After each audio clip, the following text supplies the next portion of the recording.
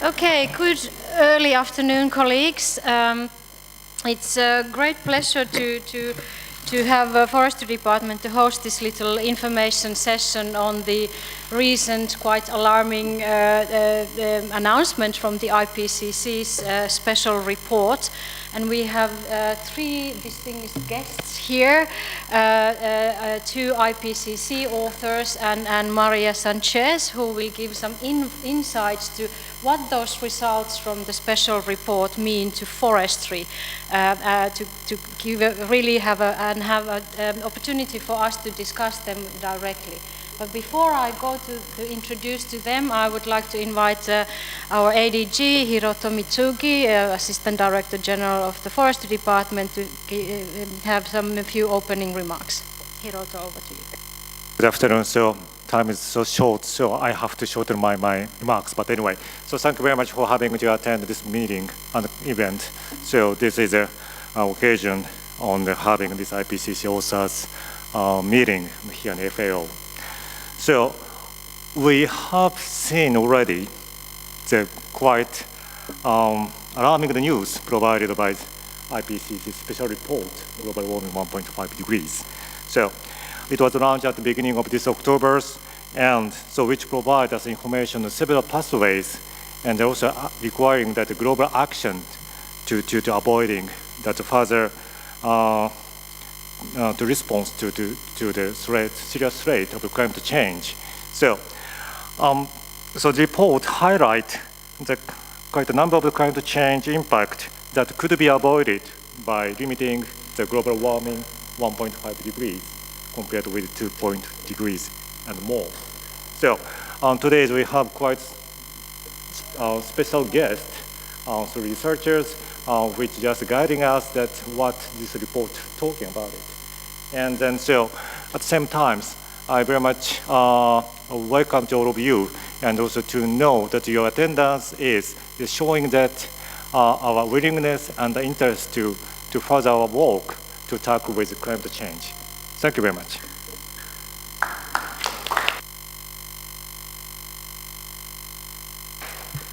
Thank you, Hiroto. And I know that we have quite strict time schedule, given also the strike today, that colleagues actually have to take trains, the presenters in particular, some of them.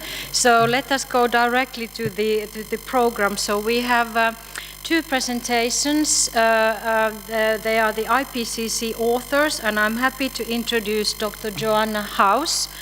Joanna is a reader in environmental science and policy. She's a co-chair of the Global Change team in the Cabot Institute of the Environment, and she's director of the master's program in climate change science and policy at the Bristol University. Her research topic is land sector and climate change. She's particularly interested in ensuring the credibility of MRV.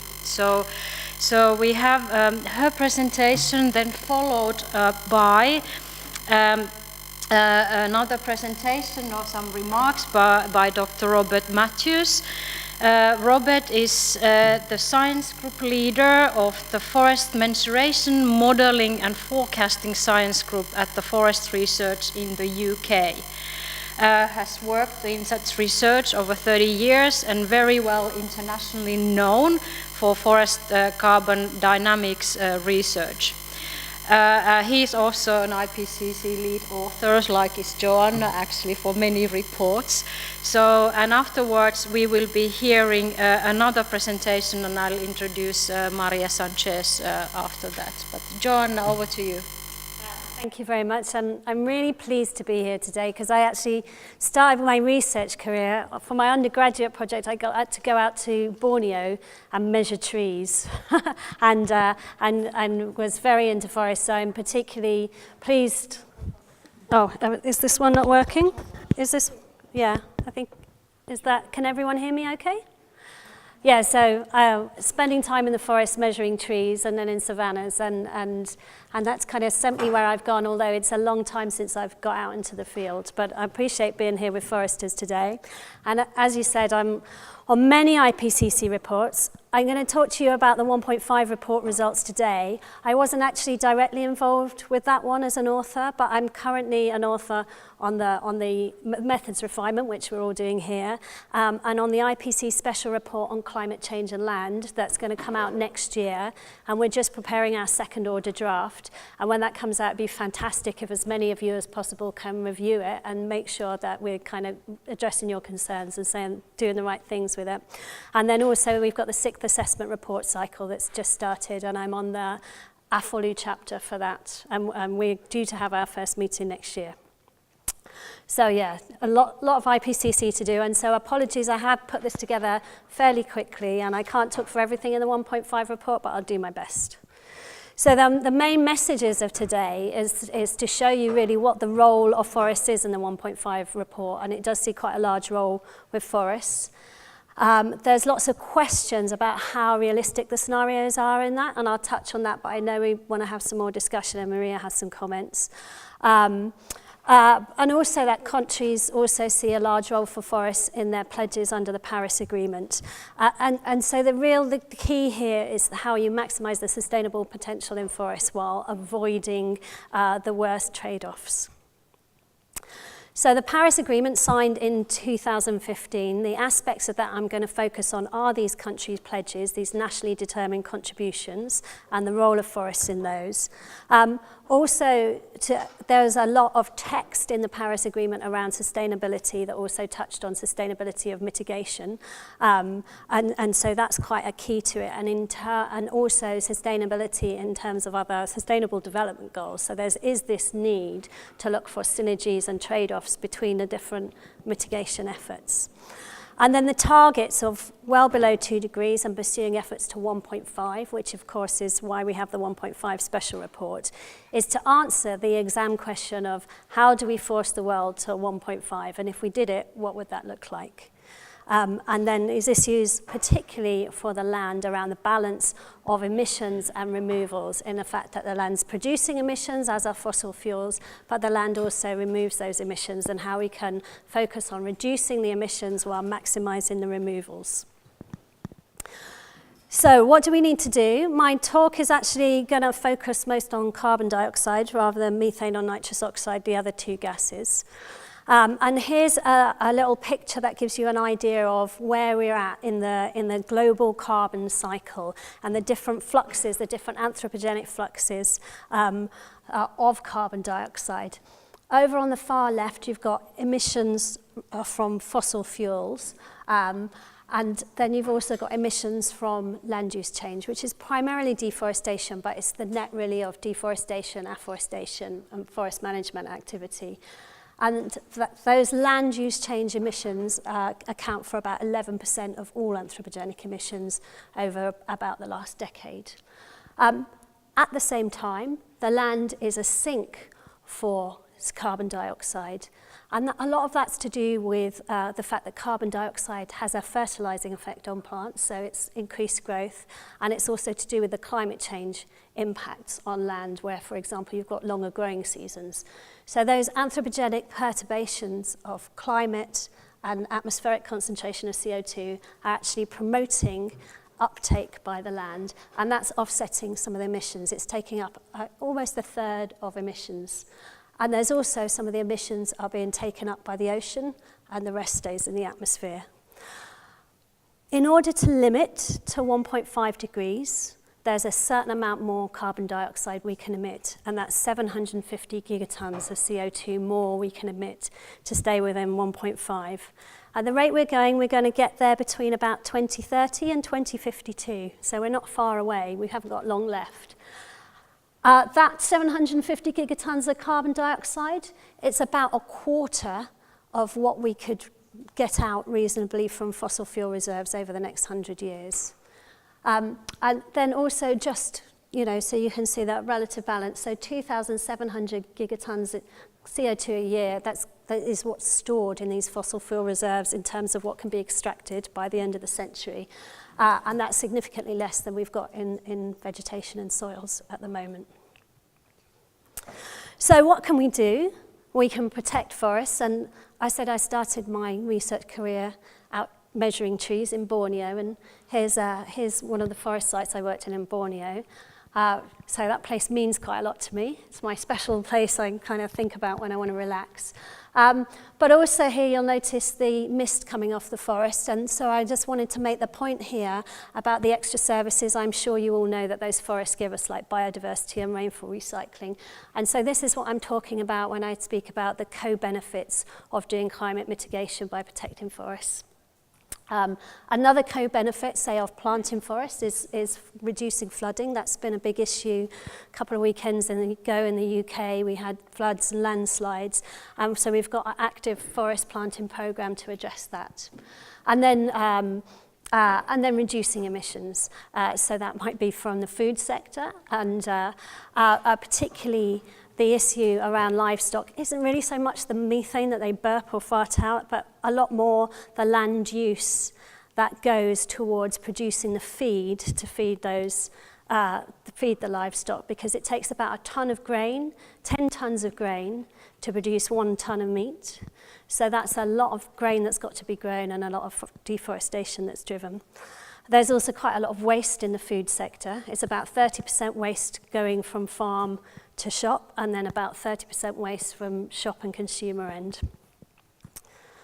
Other things we can do is we can grow trees and use the wood as a long-term carbon store, which in itself stores the carbon, but if that also offsets high carbon products like concrete, then you have an offset value as well. And then this issue of biomass energy with carbon capture and storage, which is one of the really controversial things, I think, about important things that a lot of people have picked up on. So you grow your biomass, you take the carbon dioxide out of the atmosphere, you then use it in a power plant. Like in the UK, we have the Drax power plant, which was originally a coal-fired power plant, and now they take a certain amount of biomass to do co-firing. You burn it, and then the CO2 you collect in carbon capture and storage systems, and then you bury that deep under the ground in geological reserves where you originally had oil or gas. And so that whole process is sucking CO2 out of the atmosphere, putting it in the ground, and at the same time you're offsetting some fossil fuel emissions. You can also use the CCS technology generally with energy production. However, it does reduce the efficiency and increase costs, and it's still very much new technology. I think there's 2 demonstration power plants at the moment, and the costs are quite high, and they're using the CO2. They're not burying it yet, they're using it. So this is still very new technology. In the scenarios that I'm going to show you, they're talking about BECCS being deployed by about 2030. That's a very short time to go between demonstration technology and something that's deployed on a really large scale. So if we were going to do this, we'd have to be investing now to really push the development of that forward. So I want to talk to you for a minute now about what's actually already in the pledges, what countries are already planning to do under the Paris Agreement. So this is a paper led by Giacomo Grassi, who's sat over here, which we did together. And it shows the historical emissions from the historical flux from LULUCF, land use change and forestry, according to the greenhouse gas inventories that countries report to the UNFCCC. And you see the historical flux is a source, and it's going down till it comes to a kind of imbalance around 2020. And then the blue lines going out are different future scenarios. So the blue line at the top is what countries said in their nationally determined contributions or in their country reporting of what would happen according to business as usual if they didn't implement various policies. So it goes up because of things like Brazil already has a forest policy of 80% reduction of Amazon deforestation by 2020 compared to 2005. And if you didn't include that policy, you'd end up with a business as usual. So that's why the business as usual is going up again. Because they don't consider that business as usual. They consider that something they're doing that's additional. The orange line is based on policies that are in place kind of when we did the analysis, just prior to the NDCs kicking in. And then the other two lines are what the countries have said they would do in their pledges, their nationally determined contributions under the Paris Agreement. And there's two different lines there, because one is what they said they would do anyway, unconditionally, and the lower line is what they've said they would do conditional on things like technology transfer and financial support. Overall, how you work out what that mitigation would be depends whether you're, say, comparing your end point in 2030 to where you're at in 2010, or what business as usual is, or where we are at with current policy. However, whichever way you look at it, as long as you're consistent in the way you look at the land sector versus other sectors, about a quarter of the mitigation that countries expect or have pledged under Paris, they expect to come from forests. That's primarily from reduced deforestation and afforestation and some forest management. So, for example, I already mentioned Brazil's forest code. Mexico have say in their NDC that they will have zero deforestation by 2030, and they'll also do afforestation and wetland protection. China have made a pledge about increasing stock volume in the forest to 4.5 billion meters squared. India, under the Green India Mission, have said they'll enhance carbon sequestration in forests by 100 million tons of CO2 per year. Russia hasn't made a specific pledge about forests, but they say that forest management is the most important element of their NDC.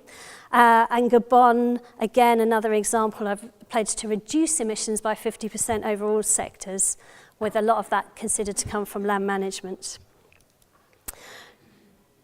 So that was where we are at in the forest sector. And if you also look at where we're at with the pledges across all sectors, then this is what this figure is showing you. So we have a baseline again. We've got historical emissions now from all sectors, and we've got a baseline emissions, the kind of business as usual in grey, and that would take us to the end of the century to a warming of between 4 and 5 degrees. Then we've got our current policies in place, and then the pledges, what countries have said they'll do under the NDCs. And that takes us to about 3.2 degrees by the end of the century.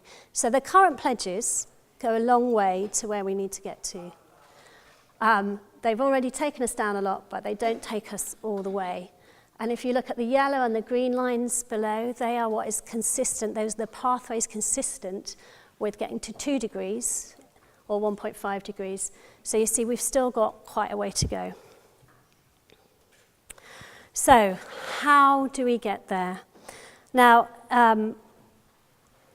there's a set of models called integrated assessment models that are used to explore these different pathways for getting to various targets. And the way they work is you start with a target, and they play about with, they look at population, GDP, technology transfer, demand for food, rate of technological development in different sectors. And they look at all various pathways and different things you can play about with to get to the same endpoint. So this is one example that I'm going to walk you through. In the grey bar, you've got your emissions going from current day out to 2100 from fossil fuel and industry. Those need to come down really rapidly. We're talking about major, rapid transformation of energy systems, transport, the way we organise cities, all kinds of things to get those fossil and industrial emissions down. The brown is showing you the emissions from agriculture, forestry, and other land use. At the moment, there's the AFOLU sector is a net source of emissions according to the global models, not according to the country accounting, and that's a different issue we can go into, but I don't think we'll have time. It's currently a sink, according to the model, a source, and it needs to come down to be a sink, so reducing deforestation, increasing afforestation, and then become a net sink, so net removals of carbon dioxide from the atmosphere after about 2030. And then there's this yellow chunk, which is what is expected to be able to come from bioenergy and carbon capture and storage in order to limit to 1.5 degrees. Now that's one pathway of one sort of socioeconomic world. The modelers looked at lots of different socioeconomic worlds, and so lots of different ways we might look in the future in terms of GDP, population, technology transfer, to have different pathways. So for example, here at the top is a pathway that relies on innovation in energy, innovation in transport, innovation in society.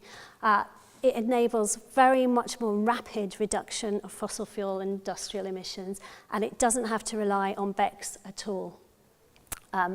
Below here is a scenario that really relies, it is a fossil fuel intensive scenario.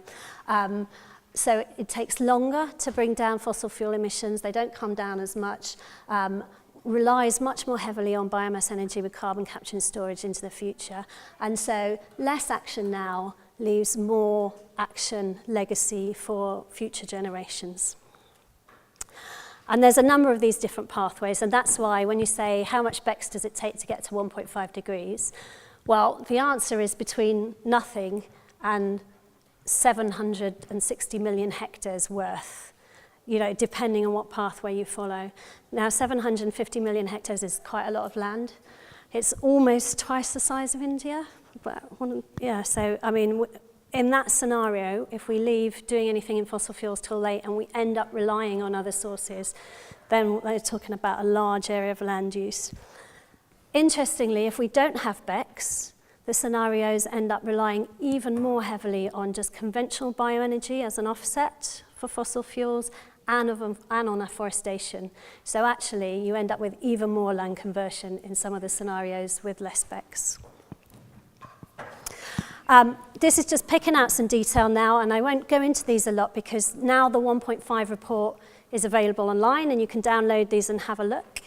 This is just looking at the potential of different options. This is from a paper by Fuss et al. That came out just this year. And you see the potential here from afforestation and reforestation goes from about just under a half to just over 3.5 gigatons of carbon dioxide a year. That's out to 2050, I think that one is. And you can see BECCS is on there as well, biochar, soil carbon sequestration. DACS is direct air capture. It's a kind of chemical technique, and enhanced weathering on soils. This is a very detailed map, and again, a picture, I won't go into it, but I do recommend you to download the 1.5 report and you can have a look on the detail. I just wanted you to focus on the yellow bars, the second set of yellow bars, which is showing you the potential by 2050.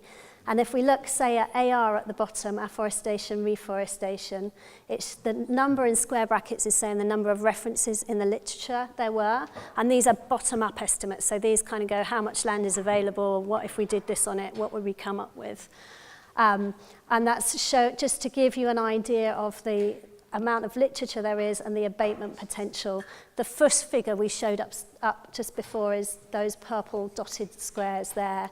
And the colouring is, the more intense colour means more of the available literature agrees around that level being a potential. So there's lots of literature about there. We're all trying to bring it through.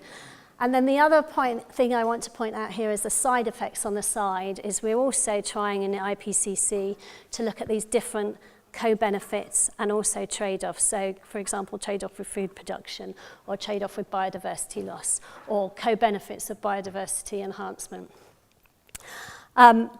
This is where they got to in the 1.5 report. They didn't have a lot of space to talk in there about land, so now this is our job. A few of us in the room also working on the special report on climate change and land, where we're trying to go into this in a bit more detail, pick up the scenarios, look in a bit more detail. What are they really saying about land requirements? What do they really say about the co-benefits and trade-offs? So like I said, please look out for that, please review it, and please help us to make it better. So one thing that I think, just on bioenergy, because I think this will be a nice thing for Maria to pick up on, I don't know if you can quite see this. This is a paper by Anna Harper is involved in, and it touches on this idea of, right, all this BECCS, where does it end up getting grown? And that's what the top graph is showing you. It took one of the IEM scenarios and it's looked at where it ended up growing BECCS. And that top graph is showing you where the BECCS ends up growing, and the colouring represents the percent of that grid cell that ends up being covered in BECCS. So the yellow's 0 to 0.25% of the grid cell, the green is 25 to 75% of the grid cell, and the dark green is 75 to 100% of the grid cell. So that's just where the model ends up putting that BECCS. And then we looked at actually what's the land already there. And if you cut that, and if it was forest or whatever the land cover was, and you replaced it with a biomass crop, how many years would it take to pay back the carbon you lost on the land conversion? Here, the redder the colour is the longer time it would take to pay that back, with the dark red being it would take 100 years to pay back that lost carbon, that carbon debt on land conversion. So you can see there's some areas where BECCS ends up on cropland, that there's no carbon debt payback time and it's probably quite efficient to do BECCS. And there's other areas where it might end up on forests or peatlands where it's really not a good idea to do BECCS. So that's all I wanted to show you for now. I think it'll be more productive to answer questions. So large potential role for afforestation, reforestation for wood-based bioenergy within the 1.5 report, if we really want to get to 1.5 and have to throw everything at it. But now it's our job in the report on land to look in a bit more detail about what that really, really means. Okay, I think I'm going to stop there. Thank you very much for listening.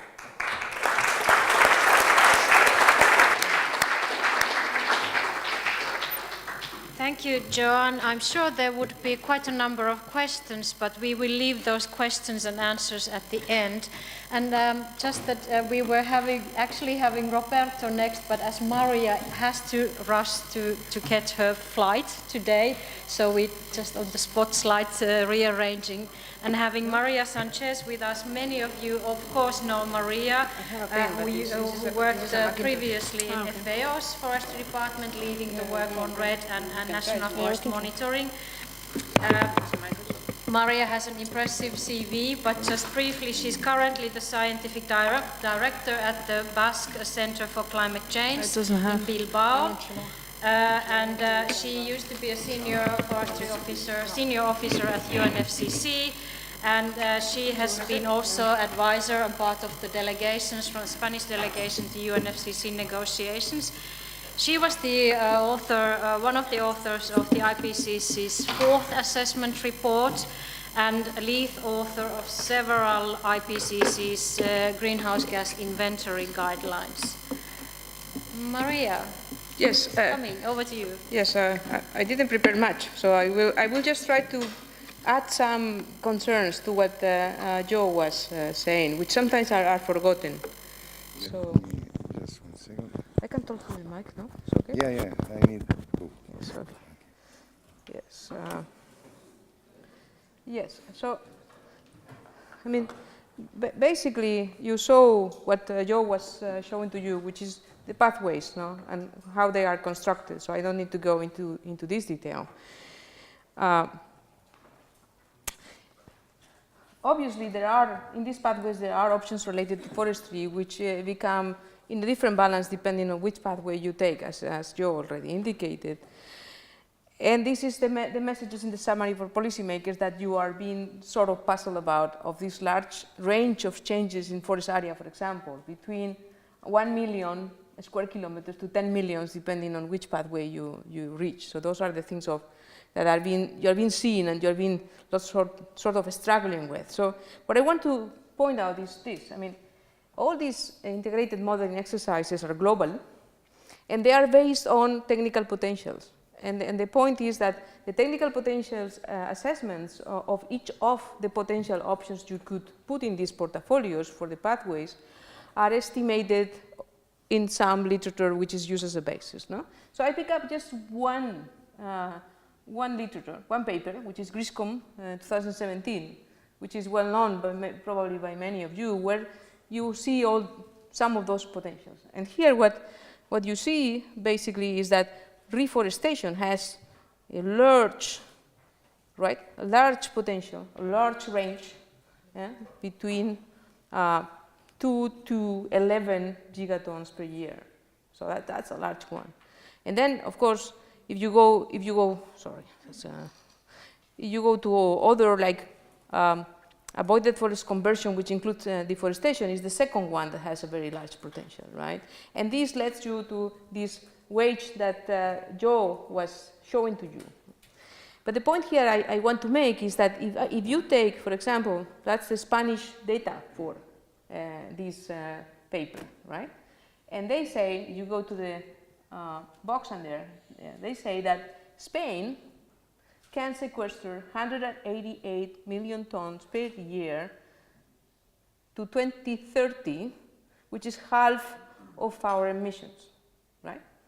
So when my minister saw this data, she said, oh, wow, so I don't need to do anything on energy transition or anything like that, no? I can just reforest the whole peninsula and then we solve our problems, right? I mean, you are foresters, right? You have been working on the ground for a while. Do you think this is realistic? No, obviously not. I mean, it is true that those papers are starting to incorporate and are starting to be discussed now, right? So we are discussing with the authors how realistic the potentials were. I mean, they were trying to do their best. We're not criticizing this. And they were trying to include some other benefits, as you see there, no? Like air, biodiversity, water, soil, like Joe was also showing, no? This is something which is an improvement with respect to how we were handling the mitigation potentials and the mitigation estimations on forests. But yet we are simplifying at the global level a lot, right? And we are ending up with these numbers, which sometimes doesn't make sense. So when these data were translated, why it was wrong, just to illustrate why this number came up like this, no? As an example. You know, you're very familiar, it's activity data per emission factor. Yeah? The forestry department is very familiar with this equation, right? What activity data was used? The activity data was used was a potential restoration map, a global potential restoration map, where in Spain, the forest definition is 25% crown cover.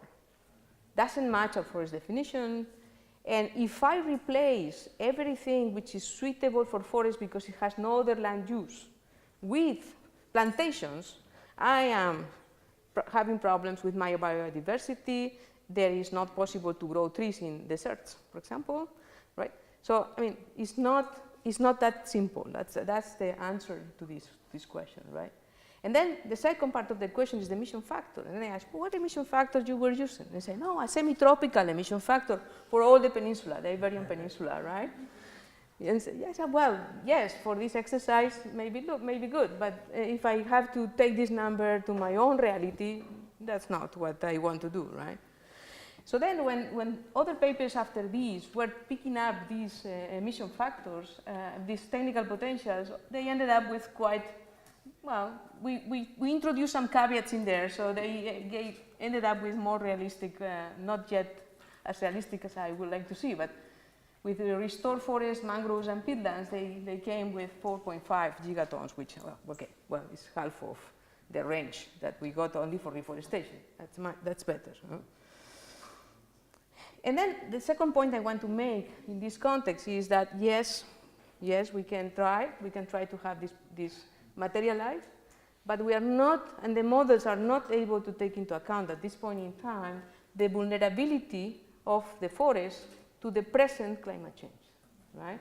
And this is what you have. This is a paper that was published recently, which shows already many places where we are seeing forests are having problems, are having pests, are having diseases which are very severe related to actual climate change facts. No? And I just picked up one, which is the mountain beetle and forest carbon feedback to climate change in Canada, yeah? Where the beetle was spread in the Canadian forest and ended up with 270 million tons of carbon being released to the atmosphere. And one of the reasons why Canada was not able to fulfill the target of the first commitment period of the Kyoto Protocol was these emissions from forests, right? So you can see that it can become really a problem if you don't take into account that your forests are vulnerable to climate change. Right? The same thing happened also in the US. You also have this beetle burst, you know, in the southern part of Canada. It's spreading also down to the US. And this is a case which is much closer. This is the Basque Country, right? This is the Basque Country this year, where we got half of the plantations, almost half of the plantations of Pinus radiata are affected by this Diostroma pini, which is a defoliator. And we are now calculating that there is almost 1,500,000 trees dead in 6 months, right? So all the reliability on plantations, on conifer plantations in the whole region is questioned now. And what is the reaction of the forest sector? Yes, let's get right away from the Pinus and put eucalyptus, right? Which may lead to another problem. So again, we have to really take very seriously not only how much carbon we want to sequester, but how we want to sequester this carbon. It really matters a lot. And it relates a lot also with the co-benefits that Joe was highlighting before, right? So I think that that's something that you have to bring to this discussion as practitioners, because you are dealing with the reality, is this type of realities. So now it's in the newspapers, it's spread everywhere, you know, and they don't know what to do. And so they don't know if they should extract the wood or not. If they don't extract the wood, we will have a problem with beetles. If they extract the wood, they will have a problem with the price of the wood, and the farmers are really, they don't know what to do now, right? And then my final slide is about that, yes, we can have options, and probably we can understand the trade-offs, and we can sort of get a sense that this option is better than the other one, but putting realistic portfolios that can be implemented by governments at all levels, from municipalities to regions to national governments to some sort of coherency in the multilateral process, is not an easy thing in the land sector. Indeed, it's probably the most difficult thing that we can face, right? So, and you have all sorts of type of options now. You have the forest options of plantations or whatever, or reducing deforestation or whatever, but you also have demand options. You also have the context of that there are large areas, particularly in developing countries, that are community forests. And you cannot deal with community forests in the same way that you deal with other forests in the developed countries, for example, right? So you need to understand how to deal with those things. So my take-home messages are very simple, 3. First, vulnerability, please pay attention to that, because it's going to be a bigger and bigger problem and may jeopardize some of the most promising options that we have in our portfolio, right? So, and that, unfortunately, it's not because they don't want to, but it's very difficult to be picked up by integrated models, these type of things. Then the second thing is complexity and timing. I mean, we're facing complex land use portfolios that has to be implemented at multiple scales, with multiple levels of governance, and you have to end up with policy frameworks that are coherent across those scales. And this is not an easy thing to do. If you talk to a politician, that is what the politicians understand, better than us probably, right? So overall, it is not going to be easy to achieve the potentials, even if they are technically realistic. Sometimes we are not being able to produce technically realistic potentials. But please don't be discouraged by that, right? Right? We have to bring the forest sector in, because the consequences of not bringing the forest sector in are going to be worse than to do that. But we have to do that thinking much more carefully how we do that. It's not only about numbers, it's about far more than numbers. And it's about also understanding how government systems work. It's about institutionality. It's about long-term commitment by governments, which is not what usually governments do, right? This is not solved in 3 or 4 years, no. It requires commitments of long-term, 20, 50, 30 years. And it's not going to be achieved tomorrow. It may take more time than we think. So don't be discouraged, please.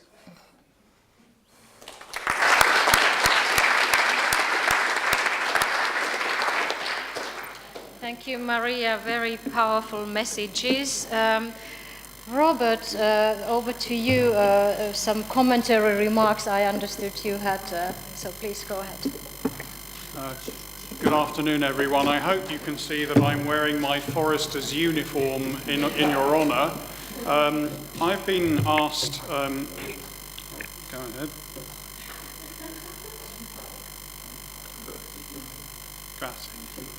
I've been asked to say a few words about what the response from the forest sector might be, based on some research I've been doing variously for the European Commission and for an environmental NGO in Europe, not directly as part of work for the IPCC. And what I want to talk about is what might the response be from the forest sector, what might the strategies be for the forest sector, given that, as Joe House pointed out, forests have multiple contributions to make to society, and even within climate change mitigation, forestry has at least two roles. It has its role as a carbon reservoir and a carbon sink, and it has its role as a provider of wood as a resource which can be used for construction, for artifacts, and for energy. And sometimes these two roles are in support of one another, but a lot of the time these two roles can be in antagonism. And you may well be aware there is a very, very heated debate about how you achieve both roles, or can you even achieve both roles in terms of mitigation? Can you both have your carbon sink and have wood as a resource that you can harvest and use for displacement of greenhouse gas intensive products? To quote a negotiation going on in another sphere, can you have your cake and eat it? So we've been doing quite a lot of work on that and going to a lot of meetings about it. For example, I went to a meeting in March this year in Sweden where the agenda or the title for the meeting was actually included the expression, should we actually leave all the carbon in the forest and stop harvesting, or should we use or maximize production for mitigation?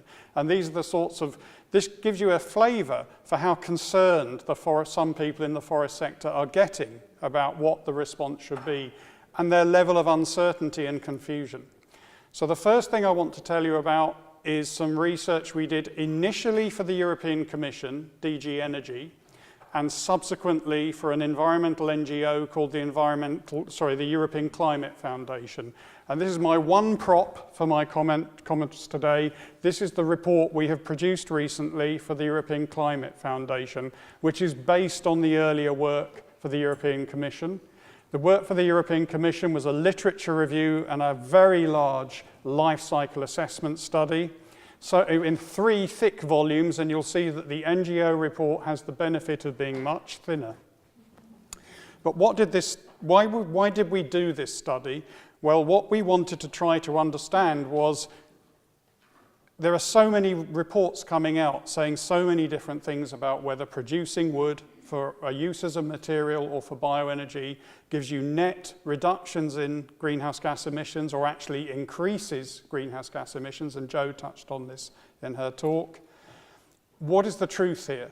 And of course the truth is it's complex. And what we looked at was scenarios in our earlier research for the Commission and in this latest research.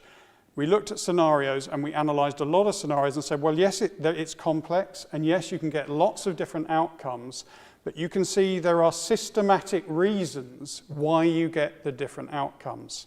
And in the subsequent work we did for the European Commission, for the Environmental Climate Foundation, this NGO, what we did was clarify that outcome from the European Commission study to say, well, can we convert that evidence into a set of criteria that we could apply to ensure that, for example, bioenergy could be produced from forests with lower risks of high greenhouse gas emissions and more chance of achieving greenhouse gas emissions reductions. Now, what's interesting about this is that the community is very divided on this. The NGOs generally oppose the idea of bioenergy coming from forests at all, whereas the forest sector is convinced they don't have to do anything and it's perfectly okay to produce bioenergy and it'll be good for climate. The truth, of course, is somewhere in between. And what is interesting is you tend to see these reports supporting one side or the other side of the argument, and so either the NGOs say this is the report or the industry says this is the report. Now, I don't want to try to congratulate myself. I apologize if that's what I appear to be doing. But this report has won support from both NGOs and industry. So for once, there is an example of a study where both sides are saying, yes, that works for us, it makes sense. So you might want to have a look at the analysis that we did and the criteria that we came up with. So that's the first part of my talk. The second comment I want to make is, given that, how much bioenergy can we produce? And particularly because, and how much bioenergy can we produce with low risks of frustrating attempts to achieve greenhouse gas emissions reductions? And I mean achieving that without carbon capture and storage, because I often say in talks that I give, we cannot afford to rely on the carbon capture and storage fairy. You know, we cannot assume that the carbon capture and storage fairy is going to come along and wave her wand and solve this problem. So bioenergy, I think, has to stand on its own feet and achieve greenhouse gas emissions reductions in itself. So another piece of work we've been doing is for a UK government department called the Committee on Climate Change that directly advises the UK government on what its policy should be. And they're doing some work on UK bioenergy policy. They're reviewing it yet again. And what they wanted to know was they'd looked at IPCC literature, which had suggested lots of different numbers for the potential for forests around the world to produce bioenergy. I think it was anything up to 200 exajoules down to a few exajoules. And they said, well, what are we supposed to believe here? We want to tell the UK government how much bioenergy we might reasonably have access to. How can we make sense of these numbers that are so different? So what we've been doing for them is we built a model for them in about 3 weeks scratch. Now, normally when my department build models, we build complicated models in languages like Fortran or C#. This model we built in Excel, Microsoft Excel. And guess what it relies on?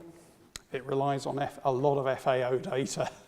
But we basically dumped a load of FAO data into some Excel worksheets, put in some numbers and assumptions of our own, and enabled ourselves to do calculations of bioenergy potentials under different scenarios. And we have lots of little switches in this worksheet, so you can switch in and out different assumptions. So one assumption might be, don't produce bioenergy from primary forests. That's an obvious one.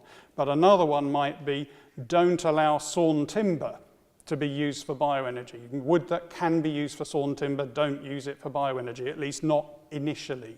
So we have all these little switches that we can turn on and off in the worksheet. And some of these switches can be used to implement in the worksheet the criteria in this report. And that's what the Committee on Climate Change were really interested in. If we applied these criteria, how much bioenergy could we produce around the world? So when we crunched the numbers and we estimated the completely unconstrained potential, surprise, surprise, the potential was about 200 exajoules. Then we said, well, no forest is managed for maximum biomass production anywhere in the world normally, unless it's a very industrial plantation. So let's allow for that. And we allowed for that, and the potential came down to about 170 exajoules. Then we applied the criteria in here, and it came down to about 60 exajoules. And now what's happening is another research group are applying the sorts of factors that Maria was talking about in her presentation, the resilience of the forests, the risks to production from disease, and also governance. So they're looking at, okay, this resource might be here, but realistically, how reliably can we produce from this resource on a sustainable basis? So that part of the study has not been done yet. It's being done as I speak, and I expect that number of 60 exajoules to come down a lot as a result of applying those criteria in the workbook. So I just thought you might be interested to hear about that work. We hope to publish that second study at some point. And I thought you might be interested to know how grateful we are for the FAO data that we've been able to call on to produce those numbers. So thank you very much.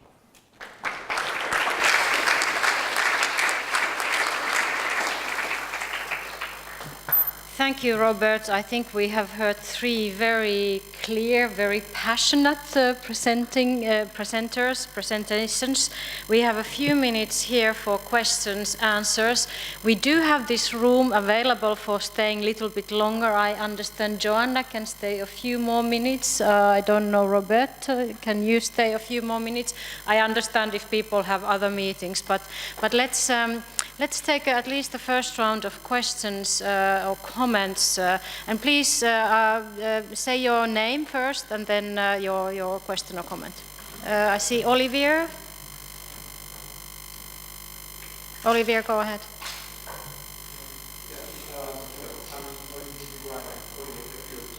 Can you take a microphone?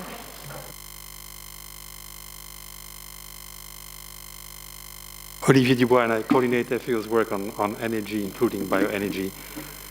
But before, I was working a lot on forestry. I wonder if the IPCC has considered mixed land use systems in coming up with some realistic, more realistic scenarios. Of course, the modeling it's difficult for the models to do that.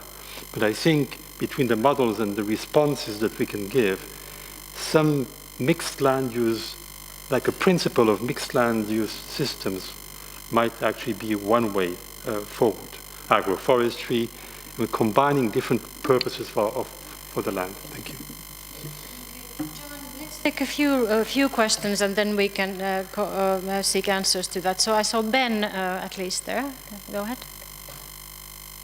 Hi, I'm Ben Davis. I'm the leader of the Strategic Program on Reducing Rural Poverty at FAO.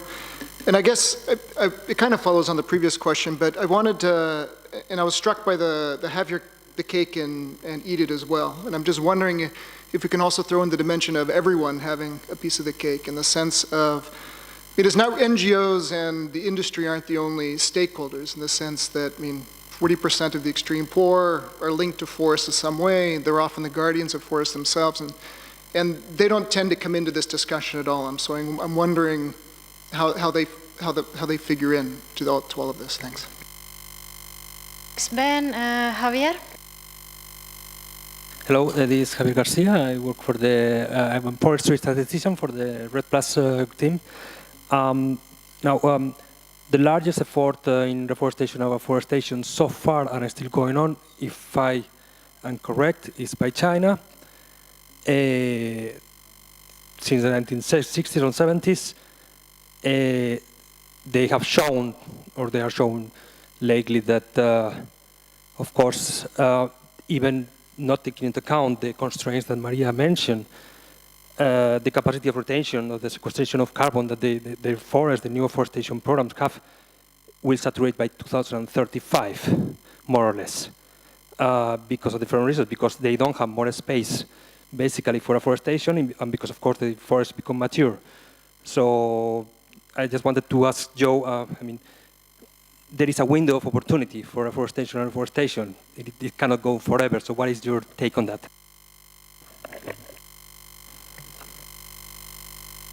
Okay, let's take these three. I think, Joe, if you'll start.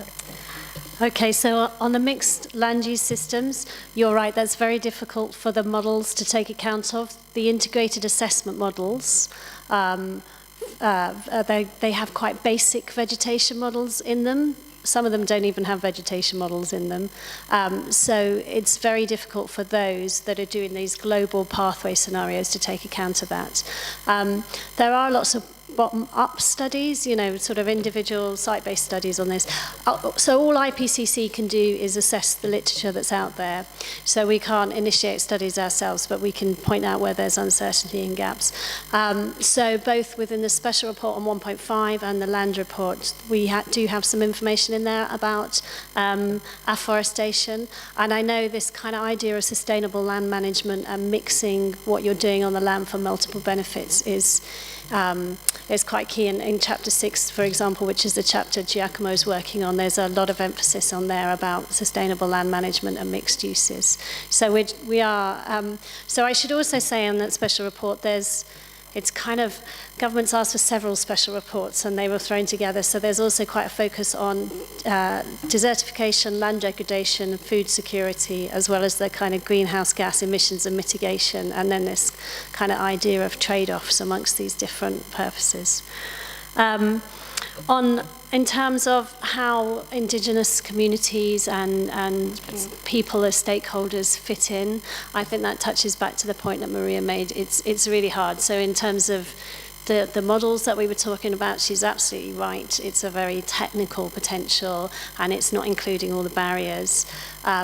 Again, one of the things we're trying to explore in terms of the synergies and trade-offs is some of these issues about how they impact different types of communities. And then also with a chapter on government, so that, how communities, what are the barriers and how you can overcome those. But I agree it's a problem, and it's something in these wild potentials that isn't there in the modelling, but it's something we can talk about and consider. In terms of China, I don't know the details about China, but the point about the window of opportunity is I think quite an important one, because BECCS and some of these other technological solutions are not available now, whereas what we can do things in forests now. We have a lot of experience, we have a lot of expertise, we know how to manage forests. And actually doing something with forests now, protecting forests, doing what we can to improve management and to do the kind of thing Robert's talking about, actually buys us a little bit of time, not to do nothing in the fossil fuel and industrial sector, but to get those technologies in line, because a lot of the technologies for bringing those emissions down rapidly, or carbon capture and storage, are going to take a while. And while we're waiting for that, we need to move rapidly, because the longer we leave it, the more we'll have to do later. And I think that's where forests can play a big role. I think that was a fairly full answer from Joe, so I'm just going to respond very briefly on the question of community engagement, while acknowledging that I'm a non-expert, and we've already heard a speech of witches or fairies. I'm not a wizard either, so I can't wave a wand and ensure that community engagement takes place, and I wish I could. But for example, one area where there is intense argument over the benefits to local communities and the local environment of wood pellet production is actually in the southern US.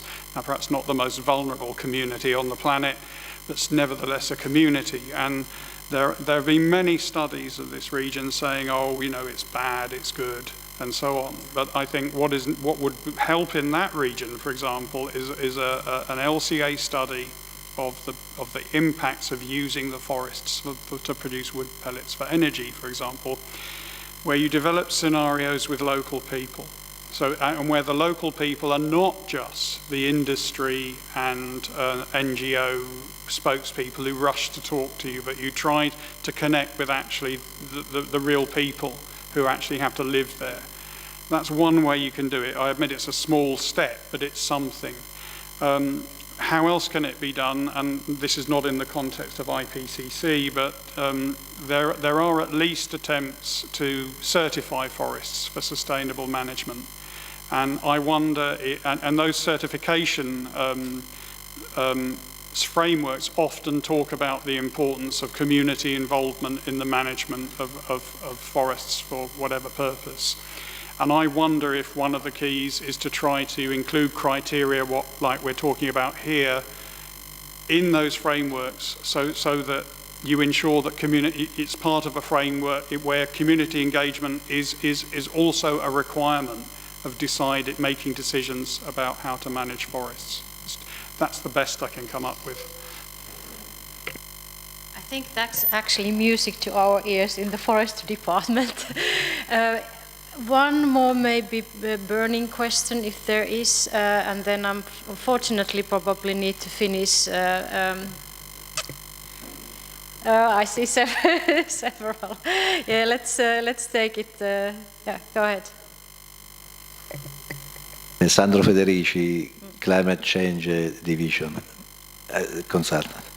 A question, as Maria said, in this analysis, do you take into consideration the fact that the forest will be impacted by the climate change? There was a presentation time ago in Italy in the Environmental Agency. 2/3 of the Italian forest will be totally out of their, let's say, natural condition by the end of the century. So we don't even know if they will be there. Probably they won't regenerate anymore.